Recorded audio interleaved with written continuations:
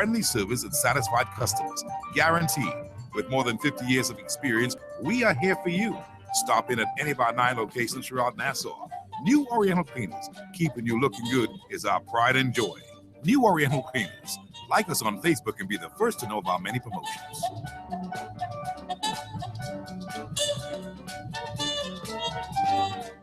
When it was only the two of them, BTC was there. And when he had to leave, BTC was there to keep them connected.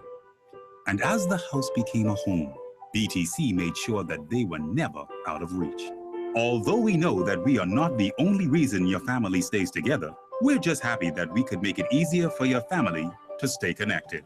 BTC, connecting 100% of Bahamians for generations.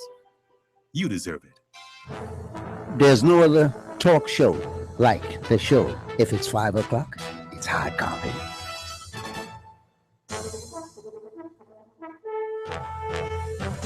It is Wednesday, the 15th day in the month of July, 2015, as you battle the congested city streets and drive home traffic. We have sunny and hot conditions on the outside, 91 degrees right now in the nation's capital. There's a low of 79 expected tonight, partly cloudy skies, and 20% chance of rain. Thank you so much for joining us on the drive home. I'm Steve McKinney. This is Hard Copy. We're brought to you today by the National Art Gallery, Commonwealth Bail Bonds, Bank of the Bahamas, the Bank of Solutions, BTC Every Day, the new Samsung 6, Super Value, the All Bahamian Supermarkets, the McKinney Media Group for effective PR concepts and advertisement, RBC, Visa, Get It Now, Ministry of Tourism, Advantage Insurance and Brokers, New Oriental Laundry, 9 locations around the island, Grace Academy, number 1 Chestnut's Close, Ron's Electric Motors, Prime Immigration Services, Sky Bahamas, Super Wash with 11 locations, open 24/7, Kalina Financial Advisors Limited, Sunburst Paints, Commonwealth Bank, Summer Madness, Executive Printers, and Henry F. Store, the Light People, on Mackey Street. Today on the show, we are going to talk substantively about guns and bullets, and I'll pose a question or two there for you to participate and give the nation your views on what you think we should do to lick crime. It's very important. But in the meantime, there are other matters that we must take care of and take a look at. You know about the Bahama situation. It appears that everybody who is somebody in government are pretty much quiet from a point of view as to what has really transpired in Beijing, China. We've been left as a country to speculate, to figure out, to try to understand what is going on. And while it's not very, very clear yet, it's obvious that no good news sometimes mean awful bad news. You know how important these negotiations were, how important they are to the country, because we, for good or for bad, for better or for worse, have been depending upon this project to pull itself back together through the negotiators, as the Bahamas was in China as, I suppose, an observer, since we too have some stake in the game, $1.2 billion in concessions and land. Certainly we should be there. Today, it is not a matter of whether or not it was a good idea for a 10-member delegation to go down. That's debatable. A lot of people believe that it was a waste of time, that it should not have happened. Others believe that it should have happened because we ought to give it our best, our very best shot. One thing is for sure, notwithstanding what has been said by the former deputy leader of the opposition, Loretta Butler Turner, that Christie should have gone and was negligent and didn't go and was not responsible as she thought he should have been. Christie did, in fact, send a team, 10 people, headed by Allison Maynard Gibson. You know the story. Everybody had their own views, I suppose, upon it or about it, but people were kind of reserved on this because really the big focus is that, look, we need to make this work. But how much of an influence would the Bahamas have been in Beijing at these negotiations? That involves the big three players: Bahama, the developer, Sarkis's Meridian, of course, the XM Bank, and of course, China State Construction Company. They're the players. And we must keep that in our heads. But now that we have spent the last 48 hours dealing with this matter, and there's nothing to call home about that would give me reason to tell you that I've got breaking news today, it tells me, in the absence of timely good news, there could possibly be delayed, awful bad news. Brace yourselves. We've got to ask some questions as we begin today on Hard Copy because, this is where it happens. We welcome all of our friends from around the world and throughout the region and, of course, around the Bahamas at this hour. I've got to ask you this question regarding Bahama. Have the talks really failed? All day long, the news team speculating, can't get confirmation. We feel it in our bones that something good ain't happened. But we can say definitively that it has. Because, it ain't over till the fat lady sings, we like to say in these parts. But there's also a realistic expectation, a realistic observation that we must make in these kinds of matters. And while I want to appreciate that it ain't over till the fat lady sings, I've got to tell you, it don't look so good. Not if the prime minister, as he has said and has been forecasted by not only our prime minister, but by the developers themselves, that, look, this project, should it fail, should these negotiations not come to anything, many people going home. We've got to brace ourselves for that. And those persons who are in the employment presently at Bahama should also do the same. It's only the responsible thing to do.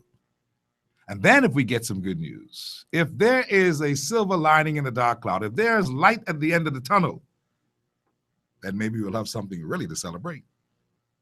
But for the most part, things seem awfully quiet on the Bahamian front. Have the talks really failed? Is that all there is? What's the next move? These are questions that I pose today. Very simple questions. What's the next move? Didn't a government official recently say, we had an alternative plan? If that was just talk, now it's time to put a plan in place to back up that kind of a talk based on the outlook thus far. Another question, do you think now is a good time for a national address on the issue, the full scope to be made, preferably by the Right Honorable Prime Minister Perry Gladstone Christie? Do you think now is a good time for that? These are questions. At some point, leadership must stand and face the nation. Another question, will anyone talk soberly to the people of the Bahamas at this juncture? Is it time to wind up the Bahama situation under our laws in our courts here in the Bahamas and do what we always knew was our only real option under the circumstances in this jurisdiction? We have no bankruptcy situation, no Chapter 11. Doesn't exist. So are we now prepared based on this quiet that we hear in the country after such high expectations of some glimmer of good news from these negotiations in Beijing. Are we now prepared to apply the laws of the Bahamas in our jurisdiction to wound up Bahama and sell off the assets and pay off the creditors? Are we ready to do that? China's XM Import Bank or Export-Import Bank will actually have the first crack if we are now in this particular phase. No question about it. They put the money up. If there's foreclosure, they got the say. But foreclosure is of little profit to the Chinese government, the XM Bank, and those. They would want to not just have a foreclosure, but to be able to sell the assets, to see if they can find another partner, to see if they can find someone to buy it off, to recover monies. And don't say that we are talking too quickly. Don't say that. Because the truth is in the silence that you hear. You know, that deafening silence where nobody is talking with any great assurance, definitively expressing, this is our situation on the Bahama project. Until we hear that, it is very, very good to assume that we may be into phase 2 of our plan. And if we are,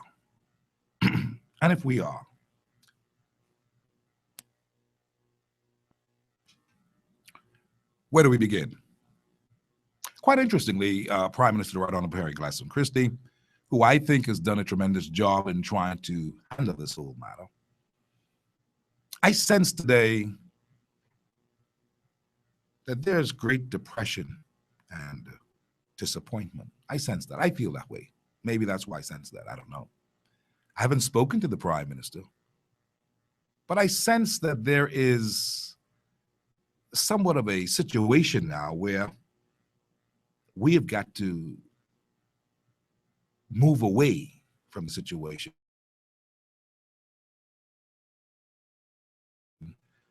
I feel that that is where the country is now in planning, because I will tell you, friends, I've been around long enough to know that if there's good news to be told about a project like this, where we put all of our eggs in one basket and we expect a great result, I have been around long enough to know that if there's just a little piece, just a little small, teeny, weensy bitsy piece of good news, that we would have heard it by now. Now, we ought not to feel down about it. We have now got to put our muscle on it. We have now got to think with all of our leadership skills and qualities. If, in fact, we are in phase 2 of our game plan, we're going to have to wound up. This thing is going to have to go and be liquidated under our laws. It is that simple. We mustn't get involved and worry about what the developer is dealing with and doing, or the XM Bank.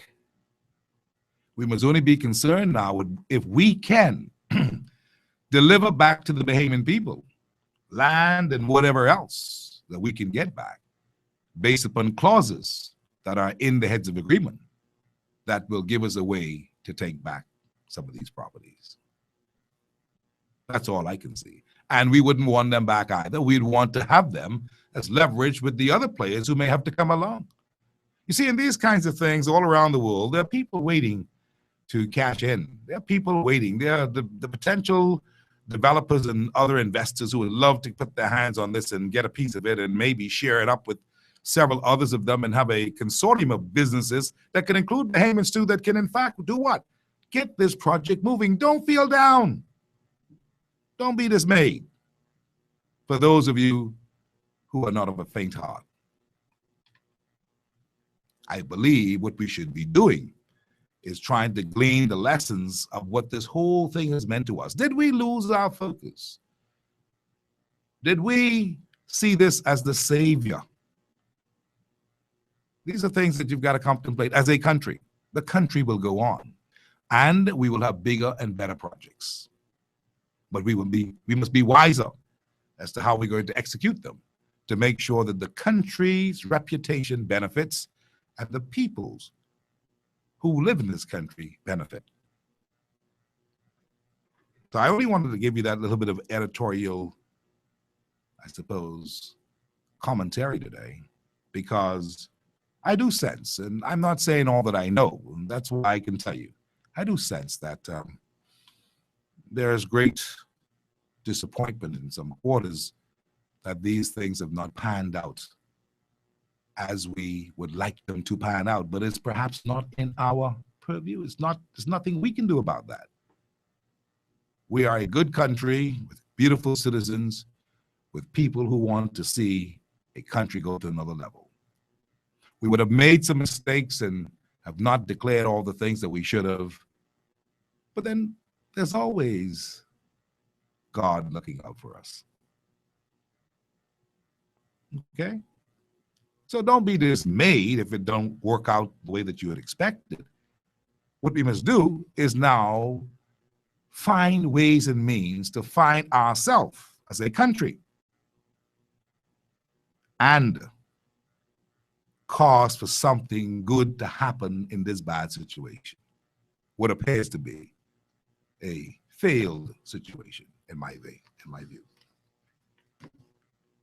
And that may only be if the nation's chief executive calmly and soberly sits in the front of a camera or a microphone and tell us where we are and assure us that it'll be okay and assure us that there is an alternative plan. This can't be.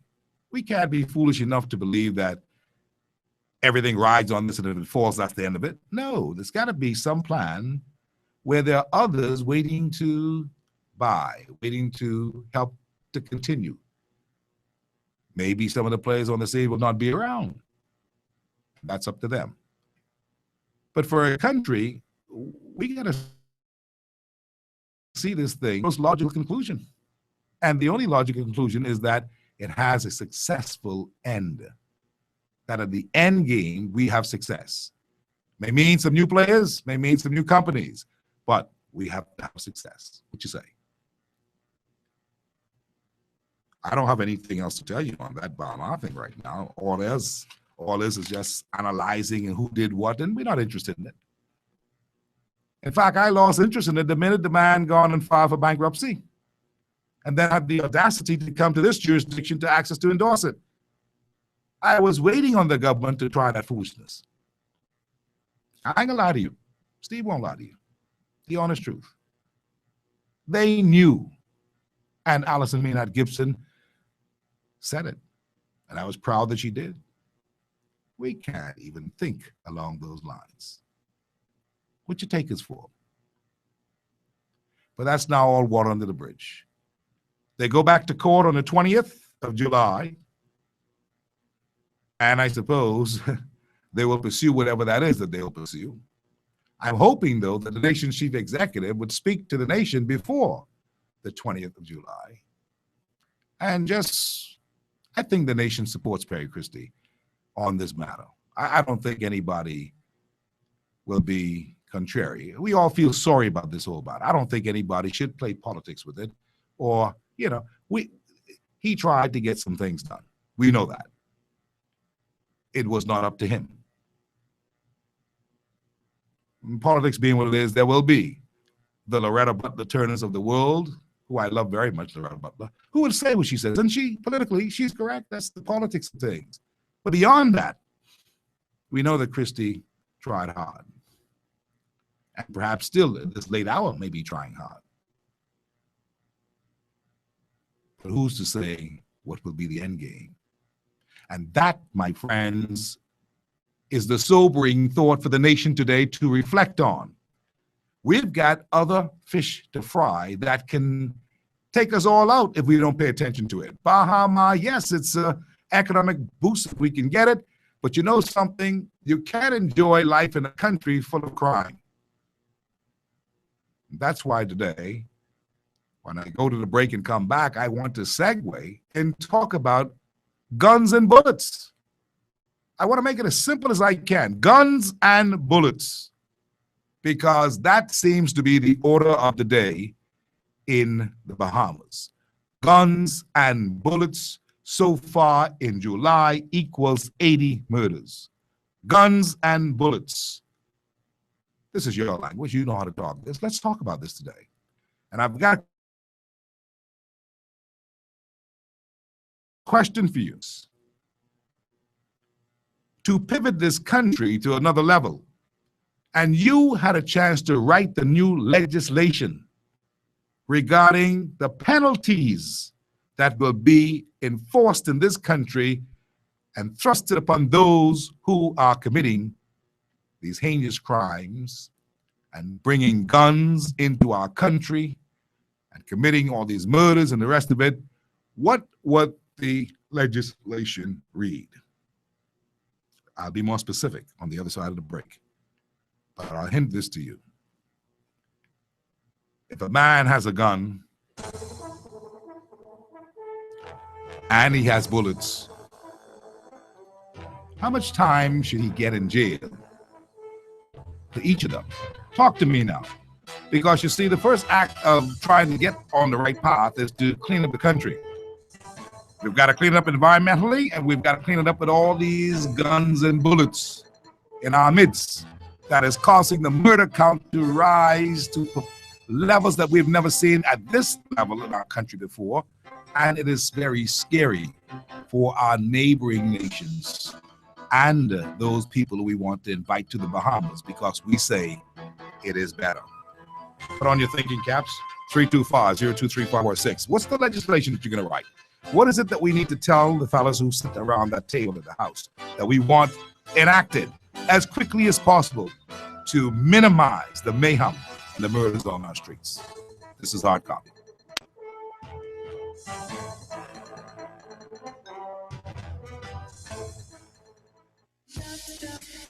Commonwealth Bank has always been where Bahamians go for auto loans. And it just keeps getting better. Now with on-site approval available, even more flexibility and hassle-free loan applications. That's what I like. Bahamians approving Bahamians because they don't answer to anyone but themselves. Thanks, CB. Thanks, CB, for making it quick and easy. Commonwealth Bank, leader in personal banking services.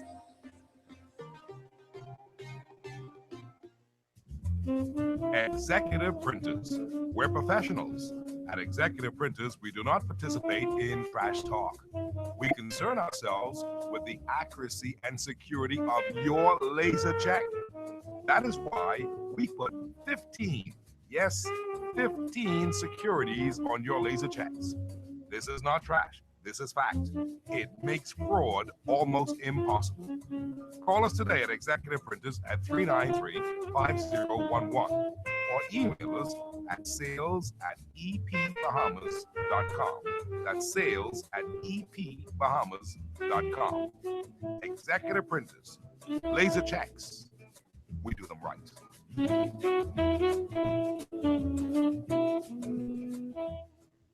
When I fly with Sky. Sky Bahamas. When I fly with Sky. Sky Bahamas. The plane them spanking clean. The pilots them voice red. They fly you out on time. They fly the attendance red. Service is their passion. With you they take care. Safety is their culture. Yes, they'll get you there. When I fly. Fly with us to Fort Lauderdale or the beautiful Bahama Islands. Book today at 702-2600 or visit our website at skybahamas.net and experience Sky. Welcome to Sunburst Super Summer Sale, where you buy 5 and get 1 free. That's right, when you buy 5 gallons of Sunburst Superior Quality Paint, you get 1 gallon of fresh look wall paint absolutely free. And Sunburst prices start at $16.95 per gallon for top quality wall paint and $38.95 per gallon for super glossy enamel wood paint. In addition, Sunburst will be raffling 3 32-inch flat screen TVs and 3 washing machines to lucky customers. So hurry on down to Sunburst Paints on Howard Road. Sunburst, where every gallon is guaranteed. Introducing Commonwealth Bail Bonds Limited. When in trouble, call us on the double. Commonwealth Bail Bonds Limited. We provide bail bonds of $10,000 and higher. Has your loved one been arrested or need bail? No worries, don't stress. Contact the best. Commonwealth Bail Bonds Limited, First Street, The Grove, above Bronze Brick Center. Telephone 325-8363 or email bailbonds@242@gmail.com. Mommy, I'm hungry. Give me something to eat. That's the sound of school being out. Fridge opening and closing all day long, courtesy of your always hungry kids. More than ever, you need this week's specials at Super Value and quality supermarkets like Libby's mayonnaise in 32-ounce jar, $2.99. Libby's corn, sliced beets, mixed veg, sliced or diced carrots, and green beans, 16-ounce size, $1.29. Mardi Gras towels, 2 for $3. Alpo dog food, 13-ounce can, $1.19. Boneless chicken breast, $2.99 per pound. Helping you feed the kids this summer. That's Super Value and quality supermarkets. I believe that hard copy is one of the hardest. So long as Steve McKinney continue being a part of it. Steve McKinney Show with information. He is on target. Right on target.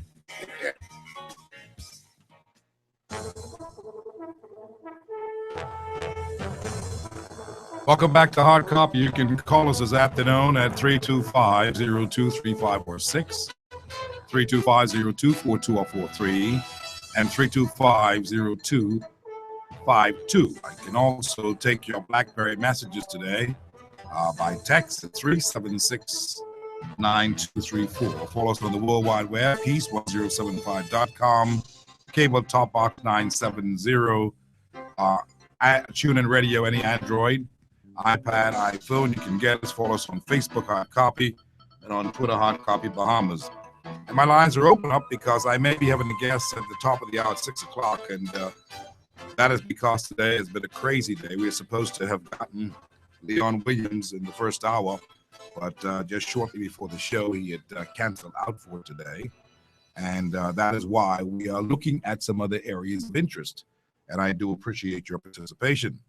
But I wanted to bend your ear with something that we all have to pay attention to, this crime. I know sometimes you don't want to hear about it because we've been overwhelmed by it, but suppose we the people, gathered ourselves and lobby the powers that be to change the laws on the books as they relate to penalty for possession of illegal guns and ammunition, guns and bullets.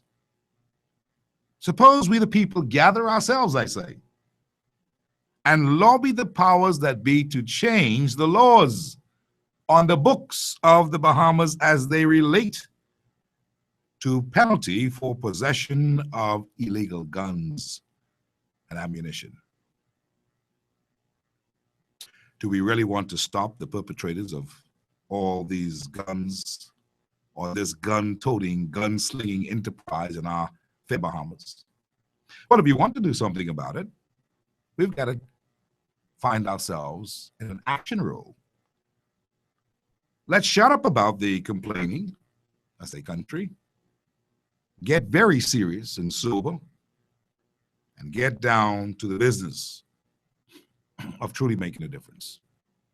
Now they're saying, this is a tall order. They're saying for no people with faint heart. They're saying for no people who just passing through and could give a hell about the country. This is for people who basically want a good country to live in. Are you one of those people, my dear friend, today? This is about people who want to have a good country to live in. Peaceful, tranquil, beautiful, decent. See, don't overly concern yourself about Bahamas, I told you a short time ago. we have a more clear and imminent danger with the amount of guns on the streets in our country that is causing serious, hear me now, serious international and national fear. And that word fear is broad. These guns and these murders and all this kind of stuff was happening. Let me tell you what is happening. Our neighbors who've been sending us tourists are putting up flags. You've been hearing this. You've not taken it serious. With this crime being what it is, and Bahama may not be what we want it to be, what you think? Let me add one more caveat there for you. As we are looking at the Bahama project, which may have already failed in these negotiations, do you know what the Prime Minister, the Minister of Finance, and the State Minister of Finance was doing today? They were talking with those fellas with the pen in their hand, who we like to refer to as the downgraders. Moody's and Standards & Poor's, the rating agencies, who in the blink of an eye will write on a piece of paper, ain't nothing happening for this crew. And could cause serious problems in the economy. They warned us that, a lot was riding on a good rating with Bahama project coming on. The way things are going now, we don't know if those ratings are going to be anything credible. The credit ratings are very important. What does that mean to the average man on the street? Perhaps nothing, but to the big businessman and to those who understand this thing about economics, a bad credit rating could result in a country being viewed as a country where there's no good place to go to do business. Junk bonds. Even that dirty word that starts with D. Okay? That's the reality. So we don't want to have these things coming together for the perfect storm to really rock our world in the Bahamas, do we? We know this is time for new beginnings. We've heard prophecies and all kinds of stuff, and we have not stopped to contemplate something. We see a progression of a series of unfortunate events happening to the Bahamas. A series of unfortunate events. And if they can come together in a way that will rock our world, you think we can have tourists coming here doing what we expect them to do? See, these are real concerns. That's why I'm telling you today, if we, the Bahamian people, were to be lobbyists and we had a chance to help to write some legislation now and to demand it on these guns and bullets. This is the first line of defense. Now, the guns and the bullets, it's ruining in the Bahamas. Now, you may say, oh, Steve, guns and bullets don't kill people. Well, the kinds of guns and bullets we have here, we don't do big game hunting in the Bahamas. We have no animals for such a thing. What are they doing here? And why are they here? The empirical evidence shows us very, very plainly, look, they're killing people. 80 Bahamians between January and July 15th, today's date. 80. I want you to get that this evening. They're dead. Guns and bullets in this small country of perhaps close to 400,000 people. We are small, but we are big and bold on the market when it comes to the countries with this kind of crime and violence that's staggering. We are questioned. And the kinds of guns that we're talking about are serious machine guns, AK-47s and the rest. How? What? Why are they here?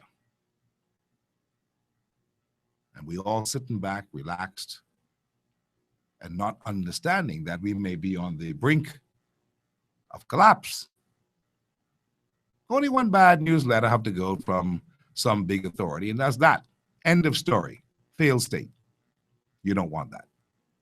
So the ones among us who are thinking, for those who don't think, put on your thinking cap. What are the things that you'd like to write? Let me give you some better examples. We need stiffer penalties, for sure. But what penalties are stiff enough for these guns and bullets? Now, these your children who got these guns and bullets, you know.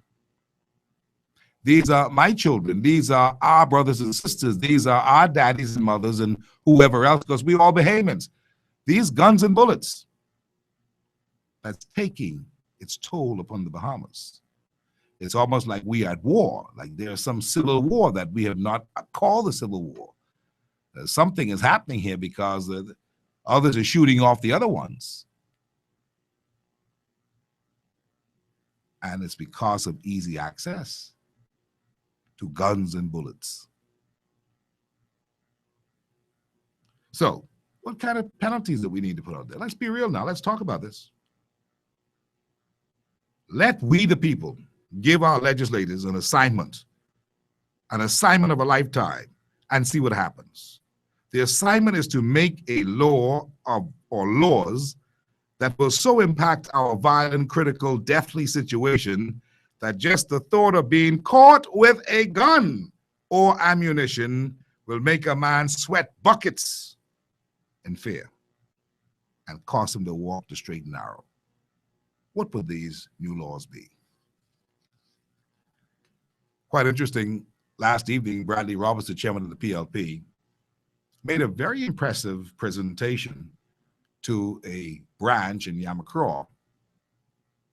It was nationalistic in approach, and his message perhaps should have been more national than just confined to the branch, but he said some serious stuff that made me think today, and it should make you think, because there are others who want to see the country be cleaned up, you know. Never mind that there are people who all have their political persuasions.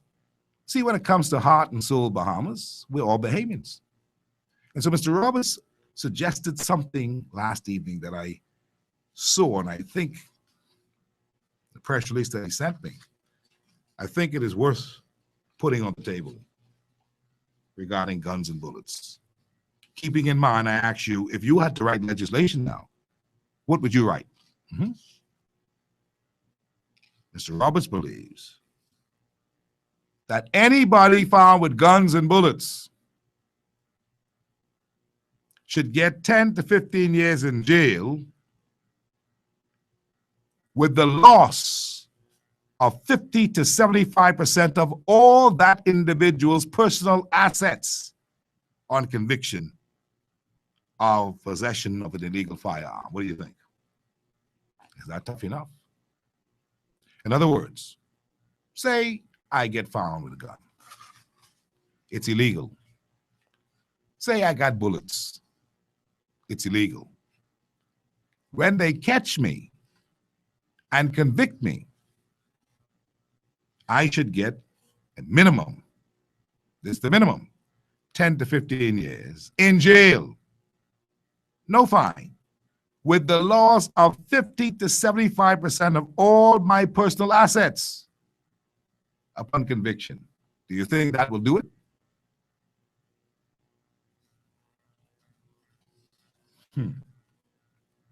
Here's another idea he has.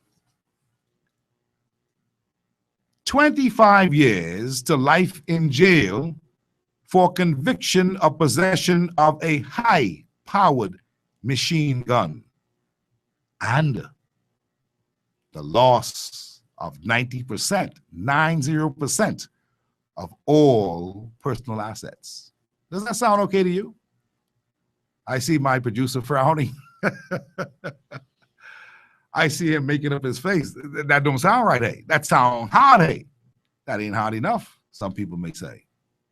What does my caller say today? 3250235 or 6. There's no laughing matter, really. 3250242 or 43. 3250252 or 53. 25 years to life in jail for convictions of possession of a high-powered machine gun and the loss of 90% of all your personal assets. I like that. I ain't gonna lie to you. I think that's a good idea. What do you think? You see, there's another part to this, If nobody tells me today by any phone call that they endorse this, I also know as a social scientist that in our heads and minds, we ain't serious as a people. So don't complain and cry. Don't do it. Because you see, enough is enough. And there are too many people dying because of guns and bullets. And we don't get it. You just won't cry for your son or your daughter. You don't get it. If you get it, you will understand that we need serious penalties that will be enforced, has to be passed, and has to put the judiciary in a position where they carry it out. No question about it. Nobody can say anything about it.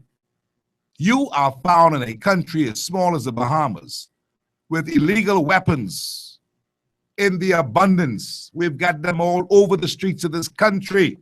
We got 80 of our brothers and sisters under 6 feet just in the first 6 months. Are we crazy? What are we smoking? And you're going to sit there and you don't have a clue as to what the legislation should be? No, I come to put this before you today. We've been caught up in all kinds of things. You want good money. You want good life. You want safety. Are you prepared to do anything about it? All I'm asking you today, is to get together as a people and lobby the government, the legislators who sit in that parliament supposedly working for us, and they are apparently oblivious to 80 murders in July, with the world looking at us as what the hell are those Bahamian people doing? I get calls from New York and Washington. Bahamians living up there. They say, tell us these numbers are a mistake. We are comfortable. We love it. Is this the kind of life that we want? And you talking about you concerned but Bahama, we got bigger fish to fry. You may not be around to see what happens with Bahama at this rate in the country. And everyone in media should be making noise about this. This is unacceptable. What kind of country is this? So, Mr. Roberts believes that you should get 25 years to life in jail for conviction of possession of a high-powered machine gun. What you doing with it? If that's the key, I support that. I don't care how much Mr. Roberts is the PLP chairman. I know him a long time. When he was around with the Olo Cougars. When he was a big businessman in the International House of Music. He's Bahamian. I know Bradley Roberts. And if he could say it, we could lobby and get it done. I say my penalties are more stiffer. Oh, the lines are lit right up. Yeah, that's what I want to see. Light these lines up. Don't shame me today because y'all will make me think that we are a criminal enterprise who love it. I say we put them in jail for years and years and years if they can't understand. They're ruining the country. I say 10 years for one bullet, 25 years for one handgun, 50 years for one machine gun, 20 years for every bullet. And don't call me and tell me you want me to be the Minister of National Security because I just may accept.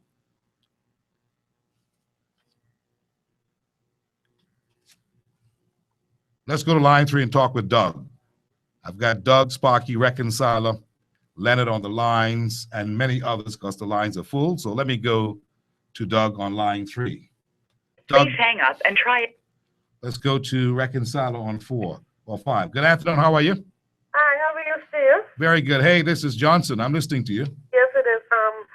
I want to know if this is just Bradley Roberts speaking or this is something that's going to be tabled in the House of No, this is what an idea is that he believes. He's put it on the table. He's put it before his party's council and by extension the nation. So we need more than just an idea. This needs to be coming from the Minister of National. Yeah, well, hold on a second now. What is your idea? My idea is I'm all with him 100%, but I don't want it just be an idea or talk or something to look at. Listen. Table it in House of Assembly and let's go with it. Well, you think it's good enough? 25 years. Definitely. All right. So you would support that. Do you have any idea of your own legislation that you want to write? I would support that hardly. It's good. Bring it on, but don't just talk about it, discuss it. Well, all things have its genesis in an idea and then a discussion. Yeah, well, let's do it quickly. I appreciate your call. Hard copy, how are you? Is this Reconciler? Hey, good evening, Brother McKinney. Yes. Yes, sir. It's strange because I didn't hear Bradley Roberts. I was thinking along these same lines no longer than today. And Brother McKinney, what I was thinking is that all of the persons who got charged with illegal weapons get 25 years, and every additional bullet, a year for every additional bullet. Just 1 year for additional bullet, eh? I believe the smugglers of these weapons should get anywhere from 100 years, a life to 100 years in jail. Okay? And I see you got to put the fear of God in these people. Well, that's what we're talking about, because apparently nobody is really checking. See, we're going with every passing day that somebody else get killed. So, and we've got to wake up and we've got to do something where it counts. It counts at the legislative level. It counts where laws, and God help your son if he get a gun. You better talk to your children. That's what it means. Let me tell you how close this thing came to me no longer than Independence Day. The young man who got killed in Nassau Village, just a few doors down the road from me by the Chinese restaurant. You hear me? And, excuse me, I saw it on video. It was very terrible the way it happened. These young men are dying like animals in the road. Why? Because of the slackness. See, there is a definite smuggling ring. Maybe several of them in this country. It's been going on for a long time. It's organized. It's deadly. And a lot of people in high places know about it, but they ain't afraid to touch it. Okay, you see the people who bought in the cars the other day. Yep. Almost 1,000 bullets. You know what I'm saying? 1,000 bullets found in those cars. I haven't heard a thing from them to now. What is going on? Okay? And the young man who have these guns, they rent guns, they got the high power, the fellas who have high powered weapons, AK-47 and the like, they should get 50 years. 50 years. Yeah, I got that 50 years for one machine gun. Yes, sir. And the thing is, the government need to get serious because I still saying they're manufacturing these figures so much, they're taking this thing too cavalier. And the government, the Minister of National Security, they got to come clean. They got to stop playing, stop hiding in the shadows from the Prime Minister right now. They're talking about Bahama. If you don't heal this damn crime, we ain't got nothing. I appreciate your call. Thanks for your call. I appreciate what you're saying. 325-0235 or 6. Let me just read something to you here that Bradley Roberts also said as a Bahamian. Okay.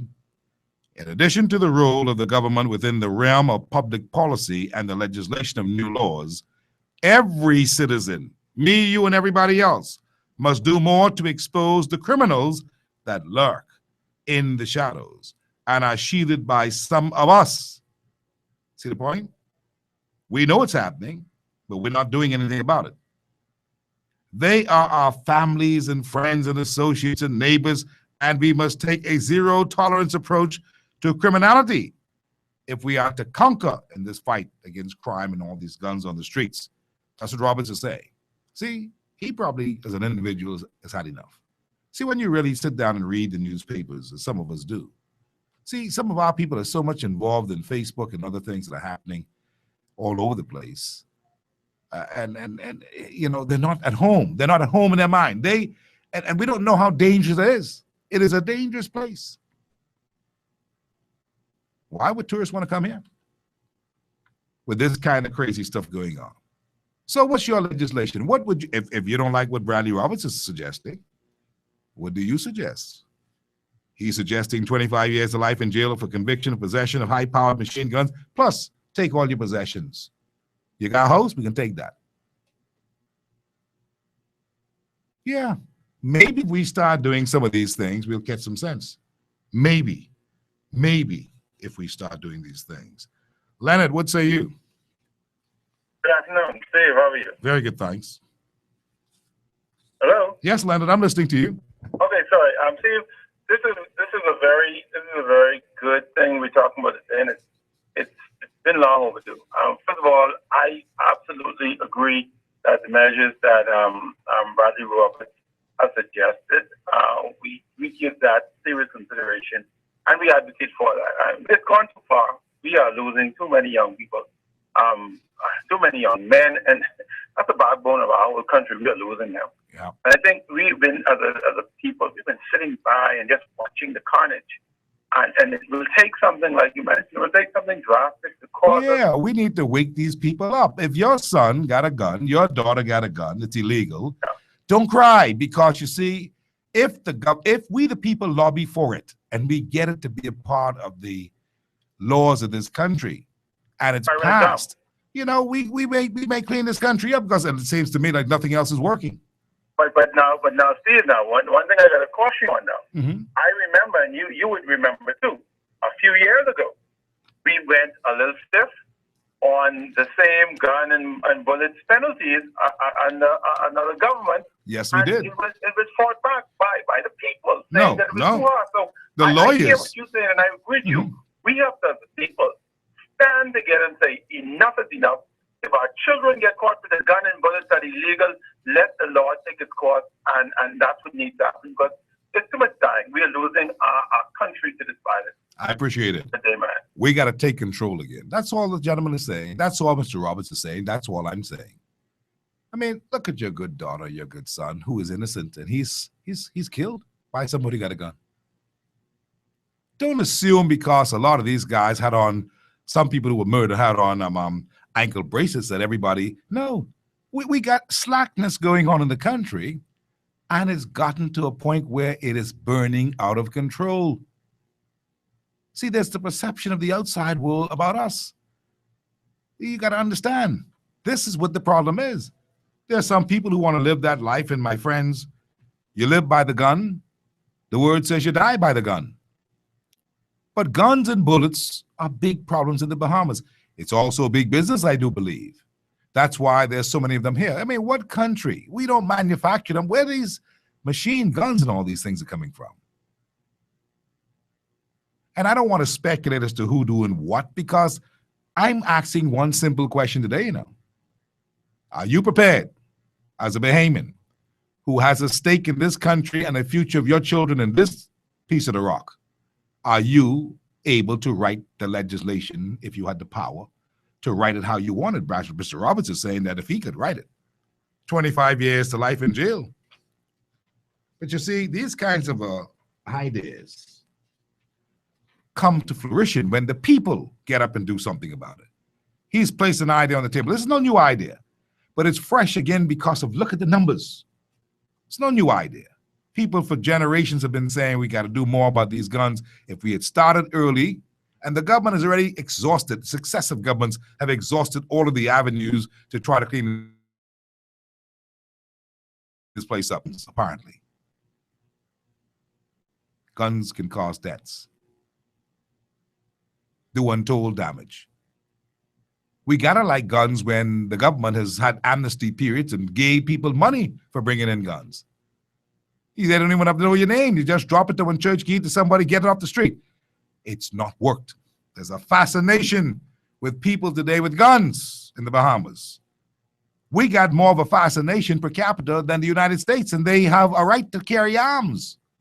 And we don't have no right to carry arms. So what are we breeding? Lines are full. Let's go back to the lines. Sparky's on one holding. Sparky, how you doing? Good afternoon, Mr. McKinney. How you doing? Thanks for being patient. Well, I don't know. You're tackling the first problem or the second problem, because I know you and I and a couple of people fought very hard with the illegal immigration problem. Mm-hmm. That's number one, or that's number two? No, today it's always crime's number one today. Crime is what I'm talking about today, because when we look at it, somebody's got to say something and try to nip this in the bud. Yeah, but see, I was just using the reference Because remember when we fought the illegal immigrant problem, we was talking about 37 shanty towns, and me and you and a couple of people battled so hard at that they cleared out one, and then another one caught a fire, and then we hear but nothing about illegal immigrants in shanty town no more. That was gone dead. And then you hear a lot of lawyers come to defend those people who had shanty towns on their private property. And we ain't nothing with them cases, and that gone dead. Now let's go to the gun thing.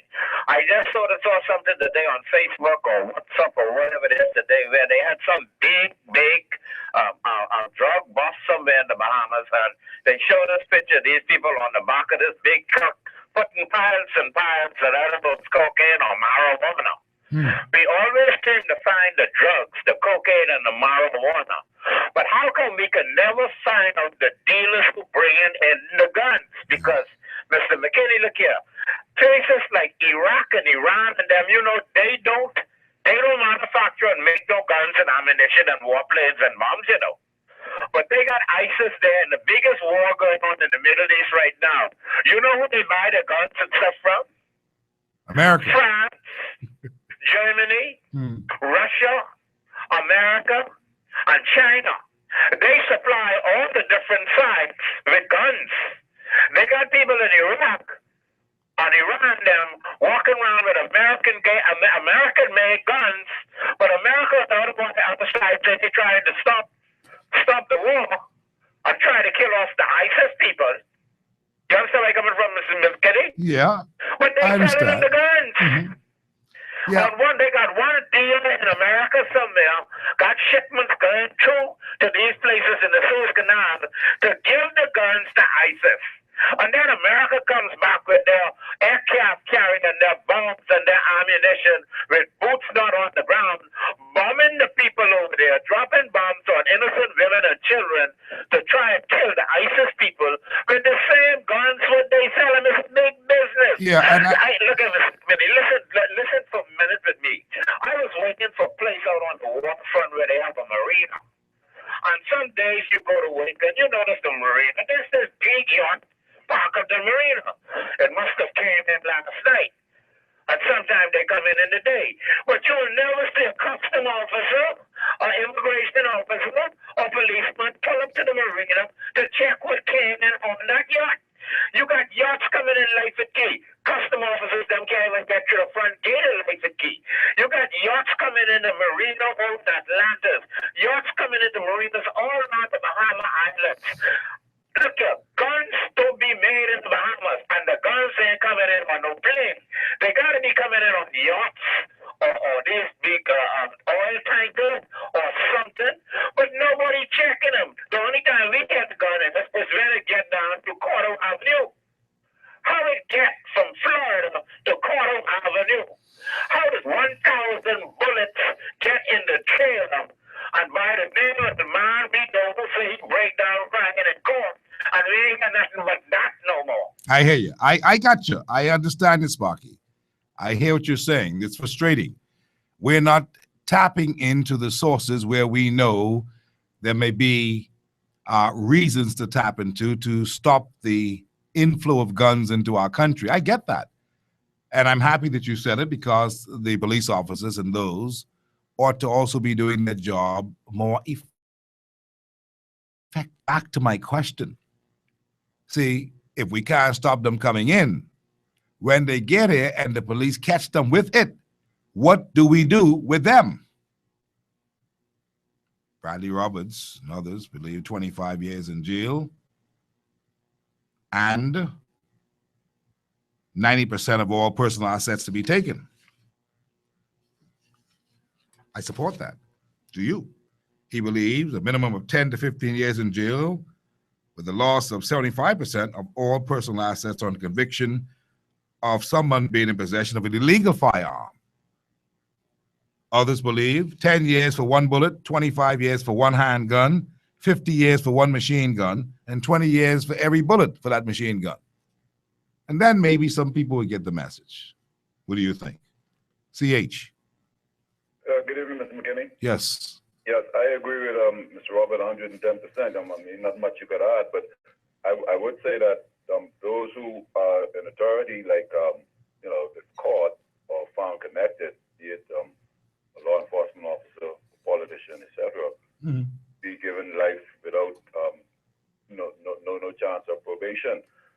Mr. McKinney, I don't think those laws would ever be passed because if you, according to GNN, if you have your ears to the ground, you would know that a lot of the politicians have very close families that are involved in nefarious activities, guns. Well, all of us, we're Bahamians. All of us got people who we know who doing fool. Are we prepared to deal with the matter? Because this is not a matter of, well, this one. No. If we got the legislation and if the judiciary got the chance, with the police bring an arrest person there and he's convicted or he's charged and brought before the courts and convicted, we expect the law to carry out no matter who the person is. Yeah, well, are we prepared for it? Then there would go missing files, we know listen, man. Listen. CH, listen to me. Yes, sir. There are all kinds of things that we can say this could happen and that could happen. I ask you a simple question. If you, CH, had a chance to write the legislation to clean this country up with persons who have illegal guns, submachine guns, automatic rifles, machine guns, what do you call them? What kind of penalty do you want them to have, CH? I go the same plan, Mr. Roberts. Nothing more drastic? That's drastic enough, I think. You think that could turn and stem the tide? Yes, sir. You think that'll make young people think twice about even being around gun? Yes, sir. You think so? Yes, sir. Okay, all right, appreciate it. Hard copy, how are you? Hey, good evening, Steve. How you doing? Peace and love. All right, Morella, I just want to submit something for your consideration.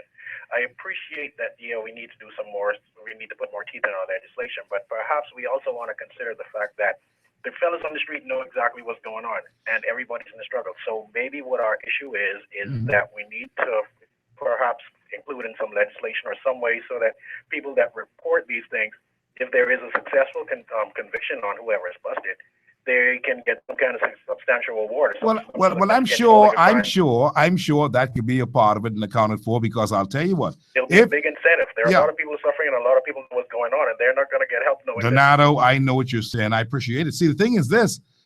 There is also the part that no one has mentioned today, that is the confiscate 90% of all the assets. I mean, maybe there's something in there. People that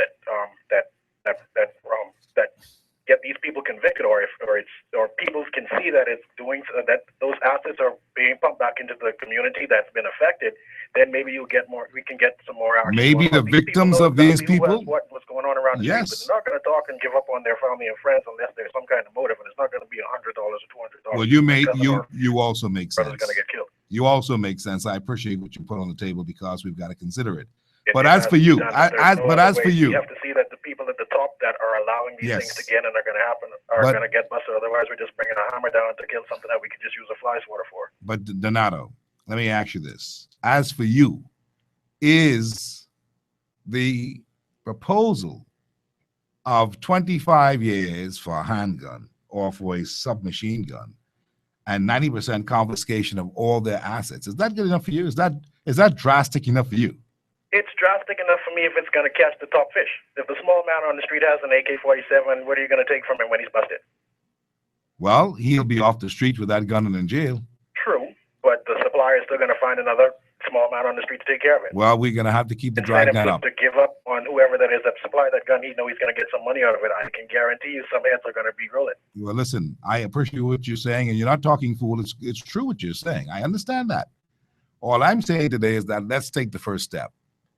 If we want to clean up, we've got to show as a nation that we're serious. Ain't no politician can take us serious if we half-hearted with it. And you've got to be so serious that you've got to count the costs. You are a reverend man of God. Your son doing fool. You are an outstanding man. He got gun. He get locked up. You ain't want him to go to jail, but the law, if we can get it, will put him in jail for his life. Maybe we will start to have some mercy from the Lord in heaven, because apparently there's no mercy on the streets. Hard copy, how you doing today? Hey, good afternoon, Mr. McKinney. This is Neil. Yes, sir. Yes, Neil, you got a better line today. Yes, sir. I'm talking with you. Listen, I'm listening. Go ahead. Well, Mr. McKinney, I agree with Sparky. I believe that not Sparky, the gentleman who talking about Nassau Village. I believe that was a very terrorist attack in our country. And until we as Bahamians start looking at it as a terrorist attack, where we have people being shot in the roads and left like animals, I think that's a sad and unfortunate thing. And like the caller before me said, we're talking about a long-term plan. And I believe that 25 to life is a good thing, but Mr. McKinney, we need a short-term plan as well. Like? And hello? Like what? And I think the short-term plan is, I believe that we're going to have to get a bit military up in here, Mr. McKinney. Oh, you mean short-term plan is in strategy? I got you. I described you, everything's done. I believe that the short-term plan should be with police, or we should create some type of unit or force where we actually have police them through all the communities where we know that The crime. saturation patrol is happening now. We're doing some things. It's of no effect. It is of just show and tell, show boat. I mean, and I'm not trying to down them. I think it's a good job what they're trying to do. But you see, we need to have measures that's going to cause an impact that's going to turn this situation around. Mr. McKinney, the police, to me, in my view, they could actually suppress these communities a bit more. They're not to these corners. What I believe is we actually really need to reform our police. Yeah, but listen, man, I hear you, Neil, right? And I'm going to cut away because there are many calls. I hear you. The police are taxed to the max. They're doing as best they can. I support the police 1,000,000% if there's such a thing. They're going through the corners. They're trying some stuff. They're in undercover cars. They're all about. You know what the trouble is? The Bahamian people is the trouble. We, the people, we are not doing as much as we can. The idea is that if we can get our own people to show the law enforcement officers, no matter if they are friends, family, whatever, if they're causing problems on the streets, it's only a matter of time before it visits your door. But the question really is, are you prepared to do that as a society? I want to talk with Peacocks on cell call 2, and then I'll get to Carmichael on 5, Barnaby on 3, and Lady C on 6. Hang tight. We're going to come right now. Let's go to, who did I say? We're going to go to Peacocks on 2. Well, he probably hung up. Let's go to 3. Barnaby, how are you? Hey, good afternoon, Steve. How are you doing today? Very good, thanks. Excellent. Steve, I agree wholeheartedly with Mr. Roberts.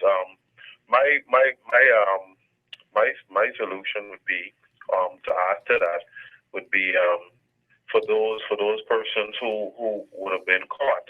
Now, what I think we could do is if they are willing or if they are prepared to offer up who the big fish is, then maybe we could take 5 years off that 10-year for that bullet.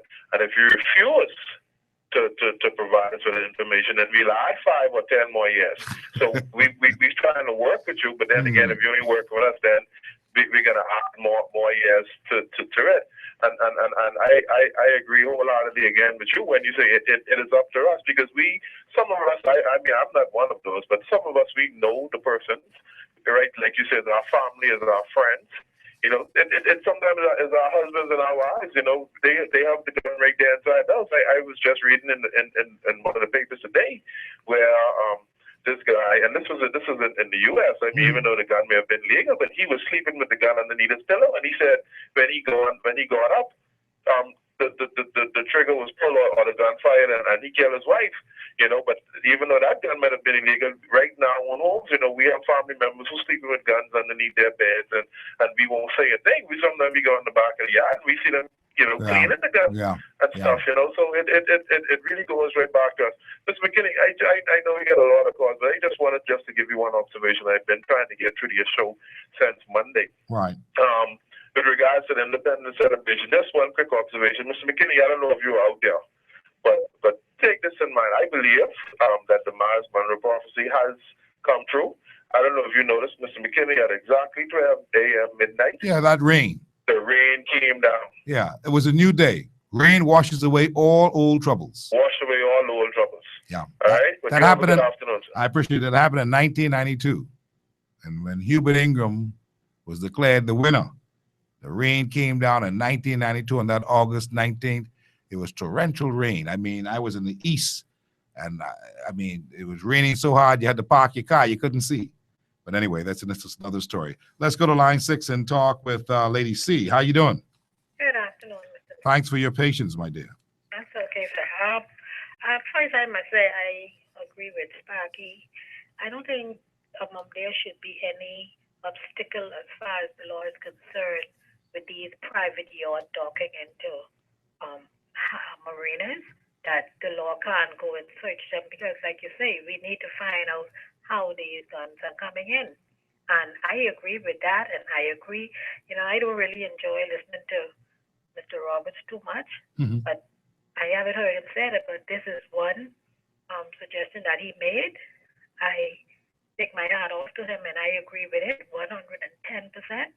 But one thing we must pay in mind, though, when we try to put these things in law, what about these lawyers who come in behind and trying to get these people off? Yeah, well, listen, that's why I tell you what the penalty must be. See, it's upon conviction. You find the fella, you arrest him, he got the gun, you charge him, he is convicted. When he's convicted, he loses 90% of the possession. He's lost in jail for having these heavy military weapons on the streets of New Providence and wreaking havoc. That's it. Because I have 6 sons and they're all men now, and I told them from way back, if y'all come this far and I never been to one courthouse before, trust me, if I see one y'all got one gun or whatever, don't think mommy or call the man on you, and they know I would do it. And then you'll be fine people plead, no, these people got to stop. People is murder, killing people is murder. But the same people who I call it murder, you call it murder. Yeah. The person who they kill, that person killed somebody else's child. Yeah. We only just feel it, man, it hit home that door, but we need to get to the point where we need to turn our house upside down and call a spade a spade. So and until then, but I agree with that suggestion from Mr. Roberts. And another thing, when you take away their properties and whatever come from these killing or whatever, that money could go into the treasury like what we really needed. And it could also help, and I thank you for your call, it could also help victims. And it could help us to fight crime. You see, something is happening. We've got too much crooked people in the country at every level. And people making money. And money seems to be more important than commitment of building a country. And we can't last. This country cannot last at the rate that it's going. You got 80 murders, man. I want you to think about that. 18 murders in July, and this only July 15th. My God, what are we doing? The gentleman who talked about Miles Monroe prophecy, a lot of things are coming together. I just earlier talked about a perfect storm.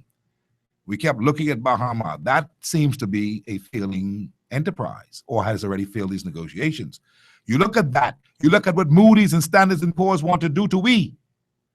With devaluation, poor credit rating, junk bond status. That's what they're thinking. That's what the Prime Minister had to go and deal with today, him and the Minister of State. See, that may sound loose like I'm saying it. I want you to get the message. You can't have that happening. Messing up the economy, Bahama failing, crime out of control, immigration running amok. And you talking about you in a failed state? The Bahamian people has got to do something about it. Now, where do we start from? Let's start from these guns. So we could put a cap on all these murders for the year. We got to start from somewhere. This is our problem. This ain't nobody else's problem. This is our problem. And we got to deal with it. So let's talk with Doug. How you doing today on line 3? I'm sorry, that's Knowledge. Knowledge, how are you? Hey, what's happening, man? Peace, all is well. Very interesting topic. Mm-hmm. That's probably the most sensible thing I've ever heard the gentleman say. You scared to say Mr. Bradley Roberts? I think let me be diplomatic today. Yeah, well, behave yourself, because I tell you, sometimes we've got to separate politics from us being Bahamians. We Bahamians, we got to find ways and means to mend these things that are separating us. Steve, and I totally agree with you, right? See, but in being diplomatic today, any suggestions or matters put forth with this particular administration philosophy, being diplomatic, I'm always going to be skeptical. I understand. Here's why, Steve. As brilliant an idea as it is, and it is brilliant, Mr. Roberts, I'll give you kudos for that. These fellas like to play games, man. The moment some campaign general come round, as has happened, that ain't a far stretch, eh? And they get caught up in some nonsense. They do the chess and the checker move. This one, let him go. So the other one is free of any suspicion. if we're serious, and if we're serious about enforcing what the gentleman suggested, it has to be comprehensive, Stephen, across the board. Your goons, they can't get off. Absolutely. And that's just how we do business here. And brother, that is exactly why, right? Exactly why, knowledge, that we put it on the table for the debate. See, they may suggest it and in confined areas where it may not carry any weight. But if we bring it, once it hits the public domain as it is done, if we bring it and put it front and center on the table for public opinion, and we, the people, decide that I like this, let's push this, that's it. That's all you need. So somebody said it, it's been put on the table, you are debating on it, the country's debating on it, we push it, and if we can get it done, if we are serious, if we want to do something, man, it takes flight. That's how you do it. Stephen, I don't want to be negative necessarily. We've done that. Case in point, something called a referendum on gaming. No, I listen, and I fully agree with you. I don't disagree with you. I know where you're going, and you're absolutely right. But see, we got to keep on trying until something gives. You with me? I feel you. Let me leave you with this. Something that should be taken into consideration. A lot of the homicides have occurred or happened to individuals out on bail. I hear what you're saying about people coming forward and reporting their kids and this, that, and the next thing. These fellas have no aversion to killing their brothers, their parents. Very true. But what you think about me, if I walk on my street, I see the fella in the backyard with the gun. Let's say now this fella happens to be connected to some politician. I do my citizenly duty. I do the right thing. I go to the authorities. This man have a gun. Fellas arrested, so on and so forth. This is why a lot of Bahamians don't come forward. Stephen, I'm telling you from somebody that's been intimately involved with the Royal Bahamas Police Force. Me too. Listen, I've been police spokesman. I know what the deal is. Let me tell you something. Today, and I have to hang up from me, I appreciate it. Today, when calls are made about tips, those calls are not answered in Nassau. If you call the numbers to give the police the information, those calls are answered somewhere else. Now, the police may not want you to know that. The government may not want you to know, but let me tell you, as a matter of reality, that's the deal. And that's the deal to protect people. You hear what I tell you? That's the deal. So if we just live in a state of fear that we are not doing anything about anything, you think that this situation can get better or it's going to get worse. What do you think? Let's talk with Doyle on line 1. Doyle, how are you? I'm good, Mr. McKinney. How are you doing, sir? Peace and love. All is well. Mr. McKinney, I've been looking at this crime situation from two lenses. I've been looking at it from, I call it the bat and ball lens, and then I've been looking at it through what I call the World Cup lens. The Bahamas has stepped out onto a playing field that it is not being prepared for, and as a result, our sons are suffering at the hands of these guns. Now, first and foremost, let me say that I agree with Mr. Roberts in relation to the time in terms of 10 to 15 and 25 to life. But I also feel that individuals who are found supplying or shipping these weapons should be given 30 to life as well. Now, I'm going to try and be as diplomatic or as careful in what I'm about to say, Mr. McKinney. I know you're a thinking man. There's a book called Diary of an Economic Hitman. Yes, sir. Okay. Now, in that, certain tactics were exposed in terms of how economies are destabilized and so on and so forth. And what we are viewing here in the Bahamas is a textbook classic example and case in point. Now, here it is, our government, our leaders, because they have not been equipped or trained to deal with this level of playing field, they don't know how to disseminate information to the Bahamian public. And as a result, they blunder the steps to protect us. And I will give you the case in point, the National Intelligence Agency. Okay? Now, here it is. Pardon me? NIA. NIA, exactly. Now, it is no happenstance that the NSA, through the Snowfield reports and WikiLeaks showed whereby they were monitoring our phone calls. Now, the thing is, our government leaders don't know how to verbalize what is truly happening here. They are afraid if they truly tell the population, give the population the true information, that it will spread fear and whatnot. Understood. But the thing is, we as a nation, we can handle the truth, especially in relation to knowing that we as a country, we're sitting between two giant juggernauts who are fighting over us. And Burma is just the first casualty war. That's my 5 cents, Mr. McKinney. I got you long time. My goodness. I've been looking for Peacocks. He's on one of these lines. Is he on line 6? Let me try. Peacocks, is that you? Line 6. Who's this, Lady C? Good afternoon, Hard Copy. How are you? Hard Copy. Okay. I don't know who that is there. Let's go to Carmichael. Good afternoon, Hard Copy. Hello? Yes, sir. Mr. McKinney? I'm listening to you. Yeah, how you doing? Very good, thanks. Yeah, I wouldn't call your show for a long time. I know. But what's happening today with the comments by Mr. Bradley Roberts is that's I like to hear that. Those are things that I like to hear. Mm-hmm. You know, in my view, Mr. McKinney, I don't know if you would agree with me, but in my view, I think our country is on the way out. You think we're on our way to a failed state? I don't see. You know, I don't want to be negative because I'm a patriot. Mm-hmm.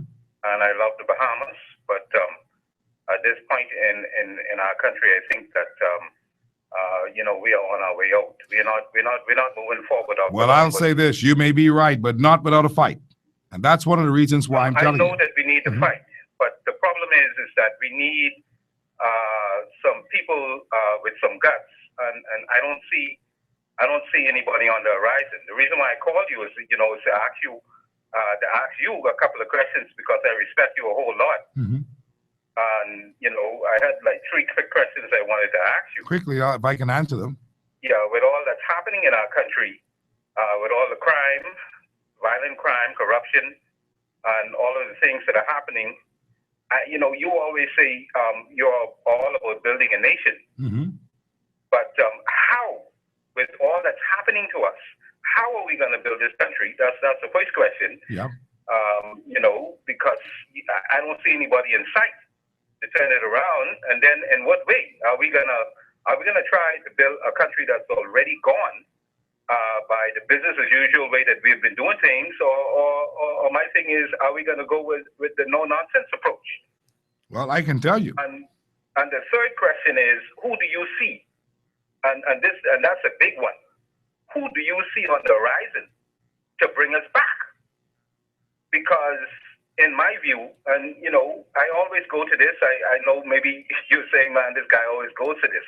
But in my view, we don't have, I don't see the leaders to bring us, to turn us around. That's just it. That's just it. You've just answered it. See, you don't see it. But there's a prophecy, Carmichael, and I'll hang up from you. There's a prophecy that's been saying all along, and I've been playing it from its said right up to this particular moment, that says that you will see people that you've never seen before. See, the answer is you. You see, you ain't called me for years and you called today. Why you think you called today? Because the answer is residing within you. You are one of the people who I've never seen before, who is called, but there'll be people who will rise up. You're saying you don't see anyone. There is no one individual. There is we. We, the people. You hear me say it every day? We will make the difference. There's no one voice that you should hear. There may be one voice crying in the wilderness saying, let's do this, but together the people will come. That's what the prophecy is, and the prophecy is fully alive. For those who want to believe, I don't believe that, that's your business. I can't tell you what to believe. All I can tell you is this: look at the times. You've looked to the west. You've looked to the east. There's Atlantis over there. They have their difficulties as we speak. Pray God that they can hold it together, because we can't afford for 8,000 people to be on the job. Look to the west. It ain't growing no seed. We see it out the ground like a big tree, but it ain't got no fruit on it. Is it failing? We haven't gotten the official answer yet. But these are things that we think are of no real concern. This is what is happening.